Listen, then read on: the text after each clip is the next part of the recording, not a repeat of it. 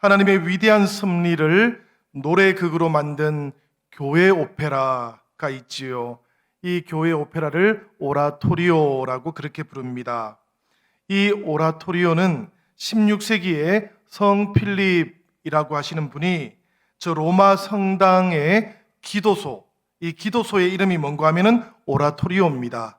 이 로마 성당에 있는 기도소 오라토리오에서 이 노래극을 처음 시작했는데 그 후로 이런 장르의 교회 노래극을 오라토리오라고 그렇게 부르게 되었습니다.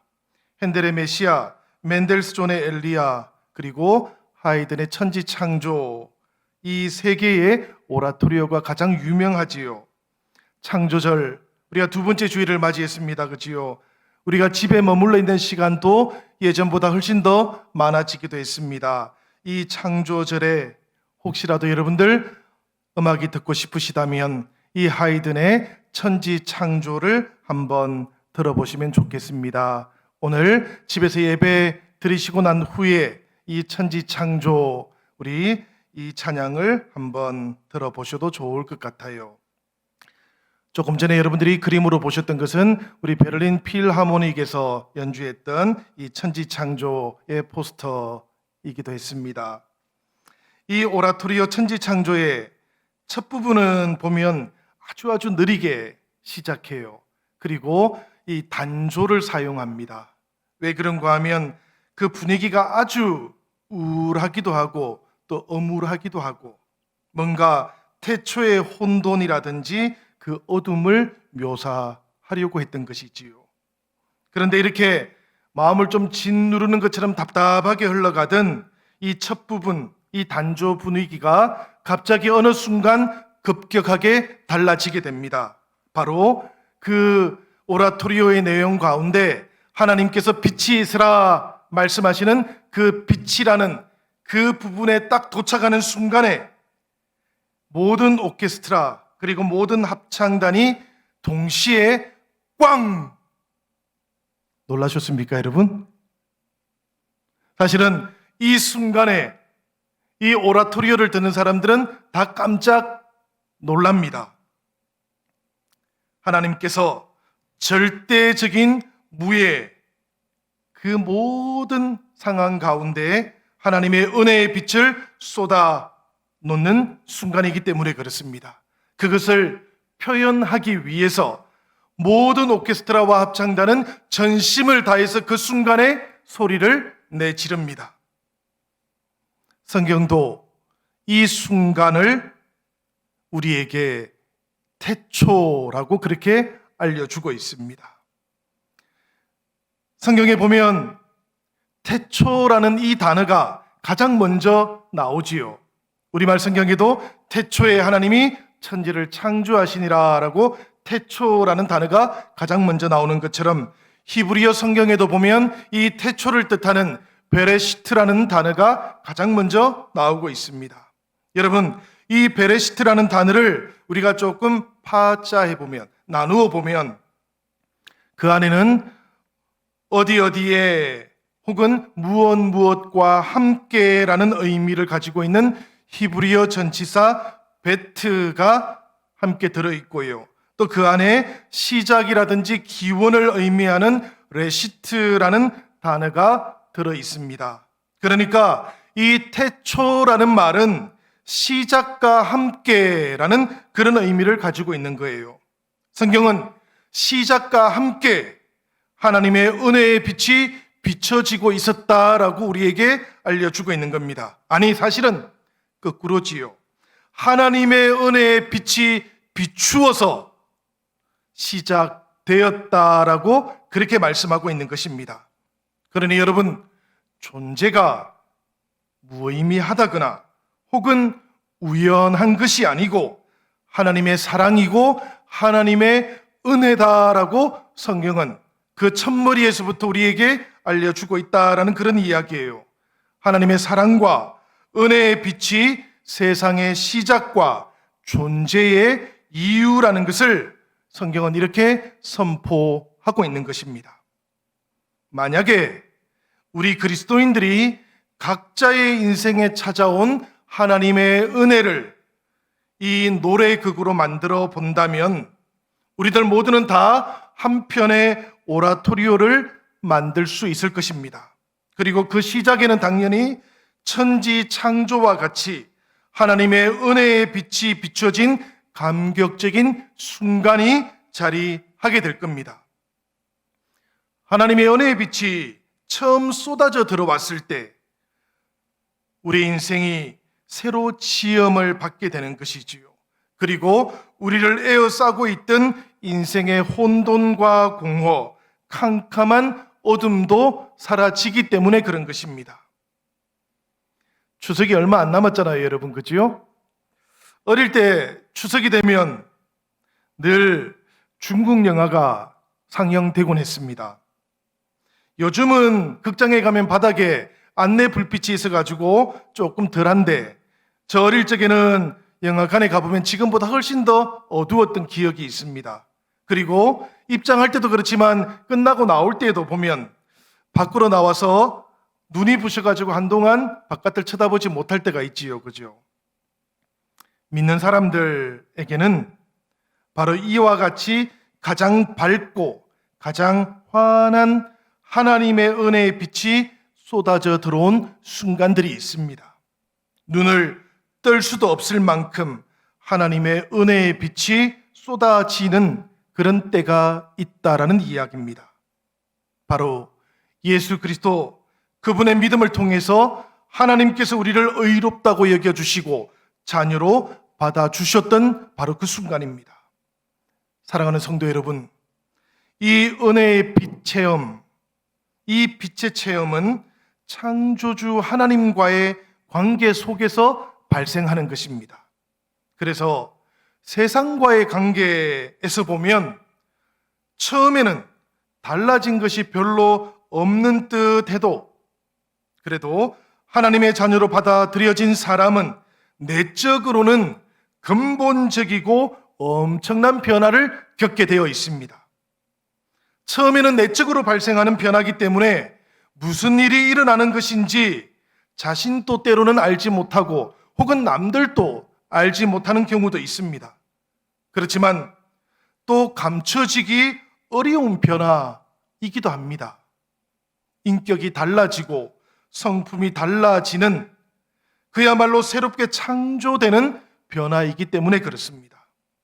예수 그리스도 그분을 만나고 그분을 통해서 하나님의 자녀가 되면 하나님께 받아들여진 영혼들에는 세상에 없었던, 그렇기 때문에 경험해 볼 수도 없었던 그 은혜의 빛이 하나님으로부터 쏟아져 들어오는 것을 경험하게 되어 있습니다. 그리고 그때 우리 각 사람은 바로 그 은혜 안에서 새로운 피조물로 빚어지게 되는 것입니다. 예수 그리스도 그분 안에서 우리가 맞이하게 되는 이 은혜 안에서 새롭게 빚어지게 되는 태초를 경험하게 되는 것이지요. 이 경험을 성경 고린도서 5장 7절은 이렇게 표현하는 것입니다. 누구든지 그리스도 안에 있으면 새로운 피조물이라. 이전 것은 지나갔으니 보라 새 것이 되었도다. 이 말씀 속에 누구든지라고 되어 있지 않습니까? 누구든지라고 성경이 말씀하고 있는 까닭은 예수 그리스도 그분 안에 있는 은혜가 단 한 사람에게도 예외가 없다라는 그런 이야기입니다. 그 느낌을 좀 더 강하게 가지고 계시는 분에게도 혹은 느낌으로는 조금 덜 하신 분에게도 이 그리스도 안에 있는 새로운 피조물 되게 하시는 그 하나님의 은혜는 아주 분명하고 확정되어 있다라는 그런 의미예요. 사랑하는 영신 성도 여러분, 내가 받은 구원은 변덕스럽고 기복이 있는 나의 느낌에 기초하고 있는 것이 아닙니다. 십자가에 죽으시기까지 신실하셨던 그리스도 예수의 그 믿음 안에서 흔들릴 수 없이 확정되어진 것, 그것이 바로 나의 구원이라는 것을 신뢰하시기를 바랍니다. 예전에 은혜 받은 느낌이 확실했을 때는 나의 구원 받음도 확실하고 은혜 받은 느낌이 조금 희미해지면 구원받은 그 사건이 점점 더 사라지는 이런 것이 아니라는 이야기예요.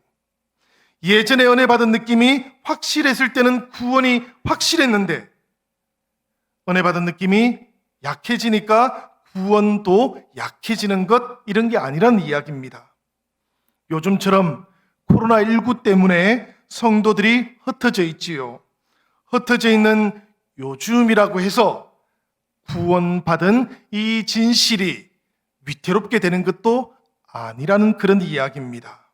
나의 구원은 나로부터 비롯된 것이 아니고 하나님을 향해서도 나를 향해서도 끝까지 신실함을 지키셨던 예수 그리스도 그분을 통해서 오신 것이기 때문에 그렇습니다.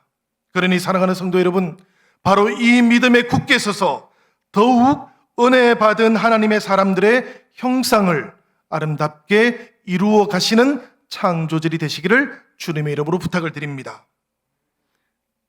태초에 대해서 말씀을 드렸는데요. 태초 이전에 대해서도 한번 생각해보고 묵상을 해보려고 합니다. 태초 이전에 대해서는 우리가 두 가지 차원에서 생각을 해볼 수가 있어요. 하나는 이 태초의 창조가 있기 이전 하나님의 영원에 관한 것입니다. 태초 이전에 하나님께서 계셨으니까 하나님의 영원이 있었던 겁니다. 왜냐하면 하나님은 영원하신 분이시기 때문에 그렇지요. 물론 이 하나님의 영원하심은 지금도 있는 겁니다. 그렇지만 여러분, 이 하나님의 영원을 우리는 사실 상상하기도 어렵고 표현하는 것도 불가능합니다. 그래도 오늘 묵상하고 또 나누어 보려는 이유가 있어요. 그게 뭔가 하면 이 하나님의 영원 가운데에는 하나님의 사랑도 있었기 때문입니다. 호테오스 아가페 에스틴, 여러분도 한번 따라서 해보실래요? 호테오스 한번 따라해 보십시오. 호테오스 아가페 에스틴, 하나님은 사랑이시다 라는 말씀이에요. 요한일서 우리 4장 우리 8절의 말씀인데, 이 말씀은 이런 뜻입니다. 하나님은 그 본성이 사랑이시다 라는 그런 뜻이에요. 그렇기 때문에 이 하나님의 사랑은 태초 이전에도 있었던 거예요. 그러니 이렇게 한번 설명해 볼 수도 있어요. 하나님께서는 영원 가운데 사랑하셨고 이 사랑을 위해서 영원 가운데에서부터 자기를 스스로 제약하고 계신다.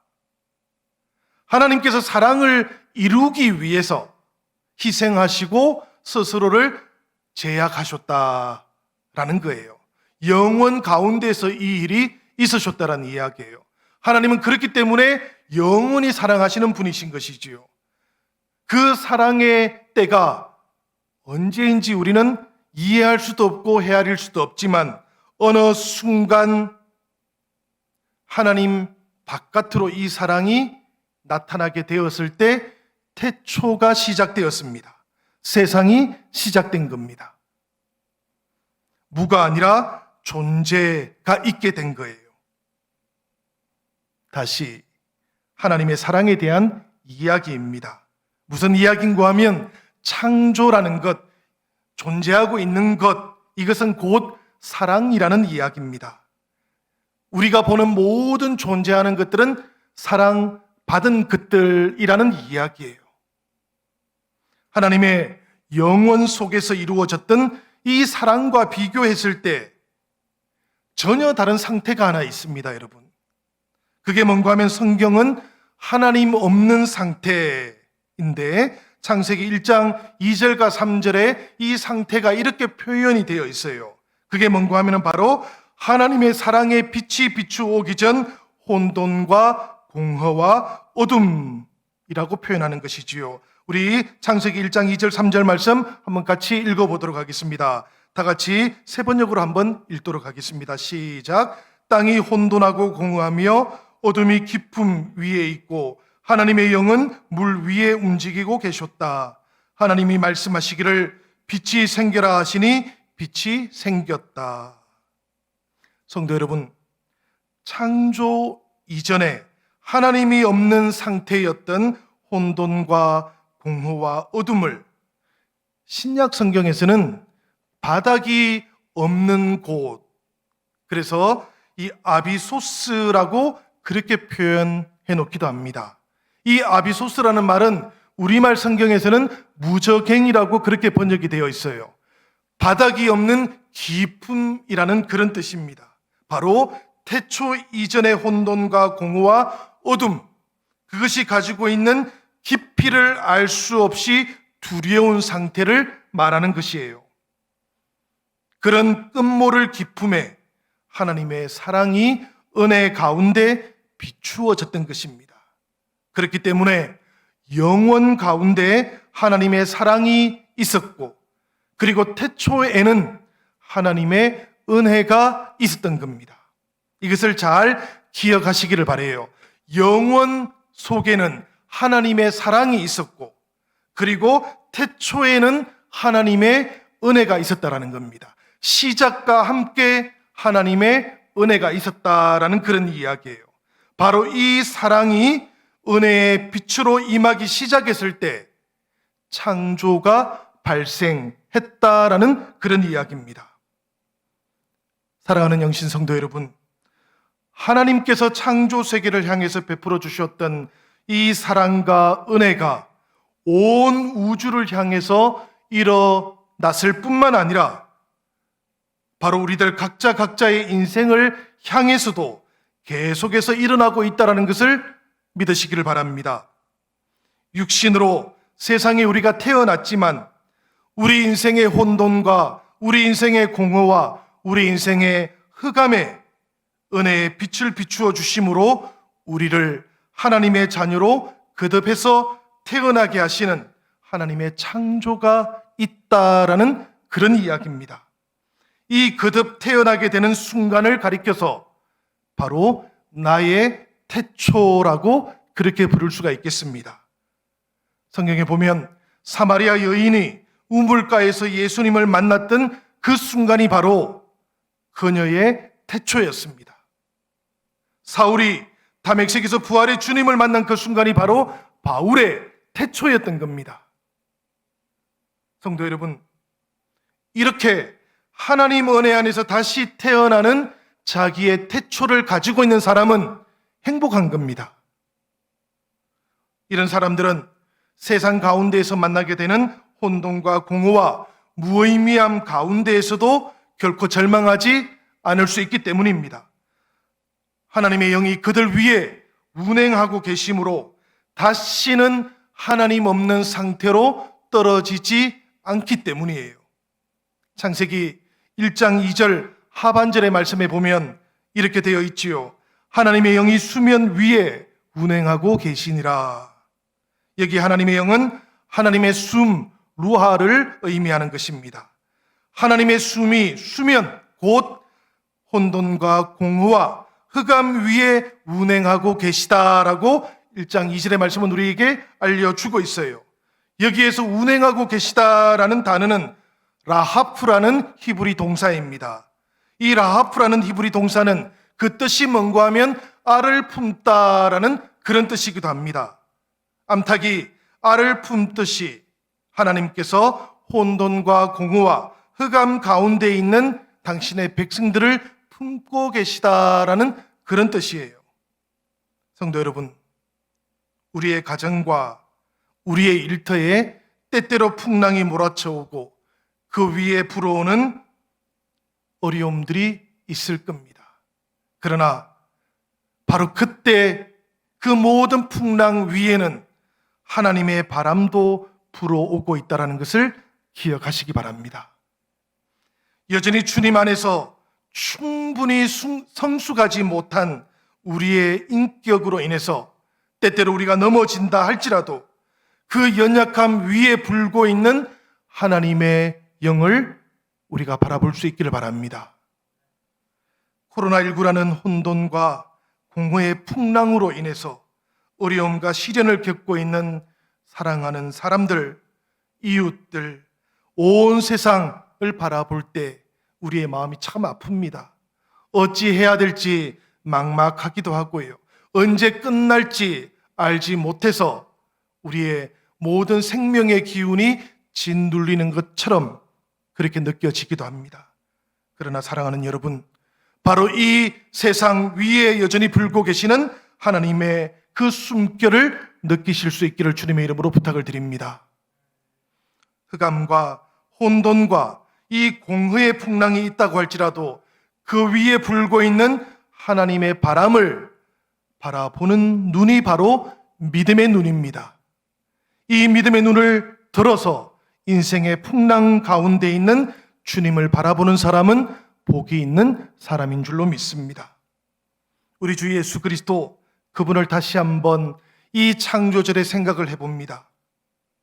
흑암과 혼돈과 공허의 거센 폭풍이 불어올 때에도 우리 주님께서는 하나님을 향해서 이 믿음의 눈을 거두지 않으셨습니다.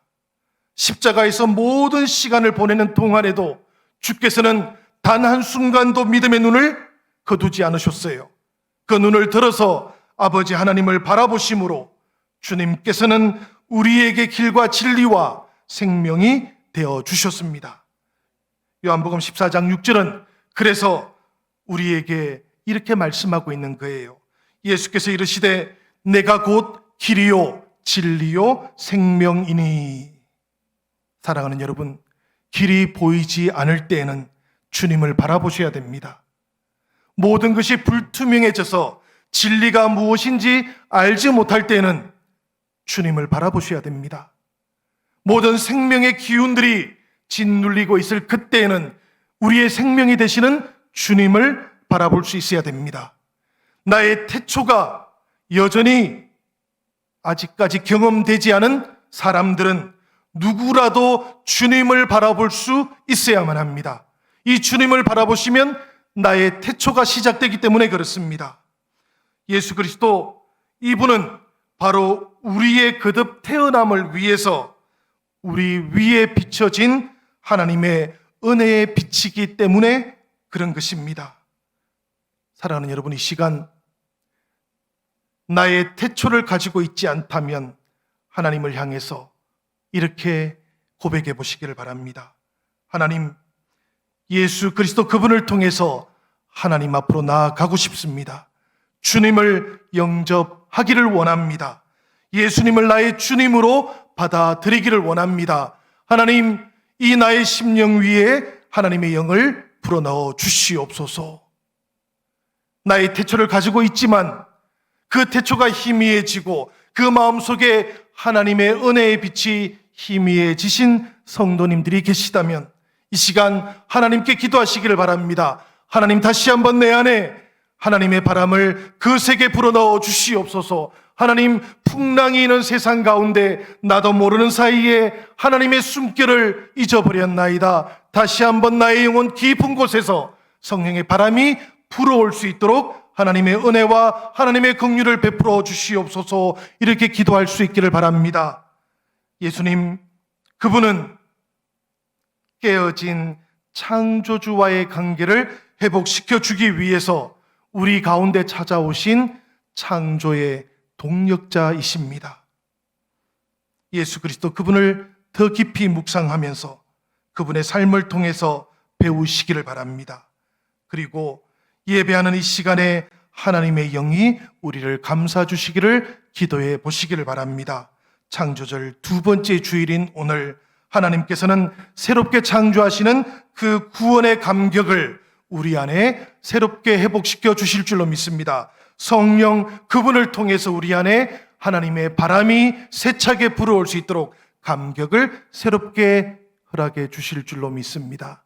사랑하는 영신 성도 여러분, 어느 곳에 있다 할지라도, 어떤 상황 속에 있다고 할지라도 우리를 향하여 우리의 모든 상황 속에서 우리의 믿음과 우리의 은혜와 우리가 받았던 구원의 감격과 나의 태초를 회복시켜 주시는 하나님이 이미 우리와 함께하고 계심을 믿으시면서 우리가 믿음의 눈을 들어서 하나님 바라볼 수 있기를 바랍니다. 여러분 모두에게 이 하나님의 창조의 숨결이 불어오는 창조절 두 번째 주일이 되기를 주님의 이름으로 축원합니다. 우리 이 시간 함께 하나님 앞에 우리 찬양하고 기도하기를 원합니다.